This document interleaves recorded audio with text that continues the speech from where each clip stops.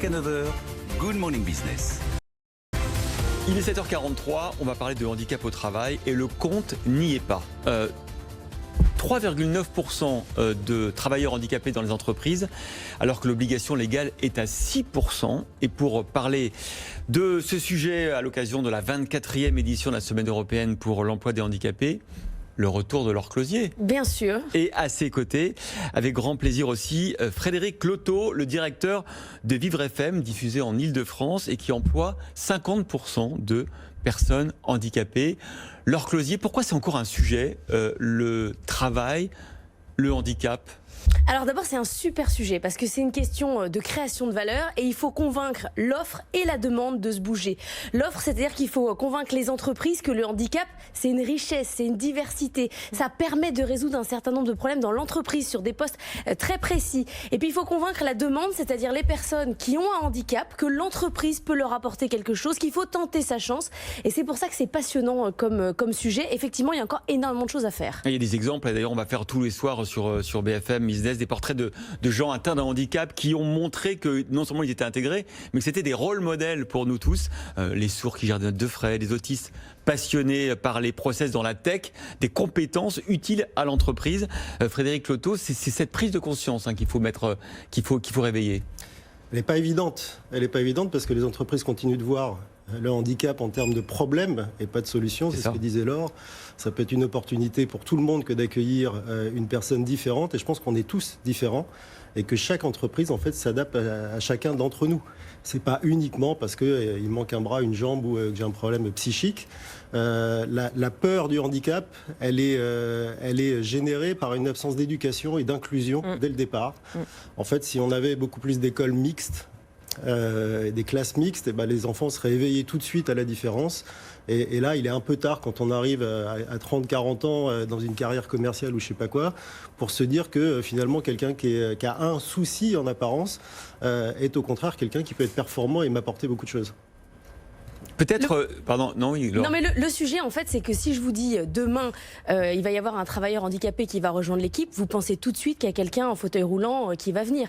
On a cette notion du handicap à travers le fauteuil roulant. C'est le pictogramme qui fait ça, le pictogramme handicap, et pourtant c'est pas ça. 85% des handicaps sont non visibles. Il y a plein de handicaps différents et ce qu'il faut bien faire comprendre, en fait il faut en parler, il n'y a pas d'autre solution, c'est que c'est possible dans l'entreprise. Il y a beaucoup de solutions et c'est ce qu'on montre dans Rôle Modèle pour travailler sans difficulté, entre guillemets, bien sûr il y en a toujours, mais par exemple dans Rôle Modèle on a interviewé des aveugles qui travaillent au quotidien. Vous verriez absolument pas, si vous n'êtes pas en face d'eux, qu'ils sont aveugles. Ils ont des logiciels pour lire les mails et ce qu'ils adorent, notamment c'est ce que nous a raconté Sonia Otmani qui est dans les programmes, c'est qu'il y a des gens qui lui laissent des post-it. Alors elle dit, vous êtes gentil, mais autant mon logiciel il lit les mails mais il lit pas encore les post-it sur mon bureau. On oublie le handicap et c'est ça vraiment la clé de la réussite et de l'inclusion. Ces rôles modèles, on pourra les regarder sur tous les réseaux sociaux de BFM Business. De BFM Business, de BFM TV, c'est diffusé aussi ce soir sur BFM Business à 22h30 et 23h30. L'objectif, c'est vraiment qu'ils servent d'exemple, d'envie. On dit, ah ouais, c'est possible pour eux. Il y en a qui ont créé leur boîte, créer sa boîte en 2020 quand on est handicapé. Frédéric, vous avez créé votre boîte aussi. Bon, prise de risque maximum, bah c'est pas grave. Il y en a qui le font et ils y vont. Vous embauchez 50% de vos salariés en situation de handicap à Vivre FM. Essayez de nous convaincre, moi j'en suis convaincu, mais que c'est une richesse, un atout, et que Vivre FM fonctionne mieux avec ce taux de travailleurs handicapés que sans eux.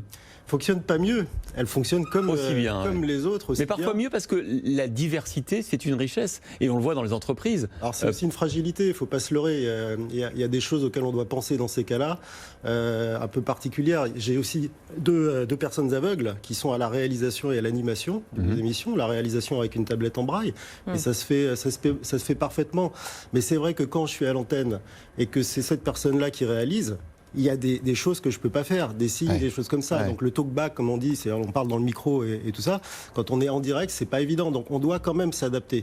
Mais l'effort qu'on fait pour s'adapter apporte ensuite une qualité supérieure, puisqu'en fait, malheureusement, les personnes handicapées qui ont la chance d'avoir un job travaillent mieux que les autres. Elles font encore plus attention que les autres. C'est un peu comme les femmes à une période où on se disait, bah tiens, si elle va se défoncer plus qu'un homme parce qu'elle a besoin de cette place et qu'elle est contente de l'avoir.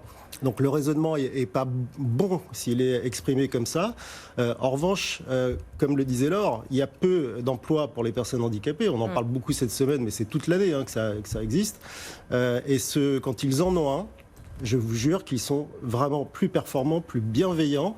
Et puis cette mixité, elle apporte aussi une richesse parce que l'adaptation fait que on tire du meilleur.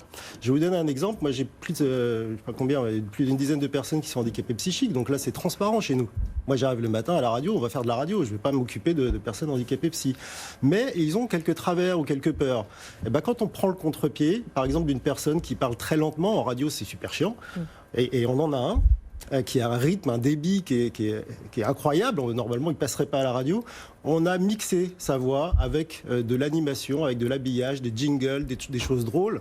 Et en fait, ça devient une rubrique culture qui est super marrante et super intelligente. Et c'est une des plus écoutées aujourd'hui.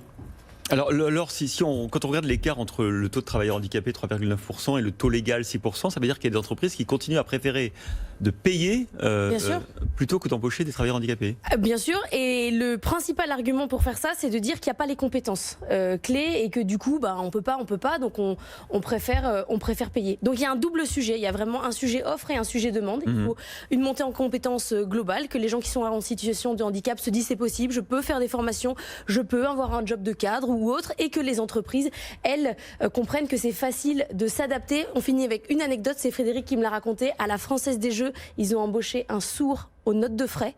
Plus personne ne négocie. On ne négocie pas ces notes de frais avec quelqu'un qui est sourd. Vous voyez. Et ça, c'est drôle, mais c'est quand même utile. Mais très utile. Vous avez des exemples de performances qui sont hallucinants aussi. Je vais prendre un exemple d'une chaîne qui s'appelle Dans le Noir, les restaurants, vous les connaissez sûrement. 50% de personnes non-voyantes ou malvoyantes. Et c'est une boîte qui fait à la fois du bien, qui est utile et qui rapporte de l'argent. Donc c'est vraiment signe de performance. Merci Frédéric Cloteau, directeur de Vivre FM. Merci Laure Closier de votre expertise en RH, toujours précieuse. Mais je viens quand vous voulez. Revenez quand vous voulez. Le vendredi déjà. À demain du coup.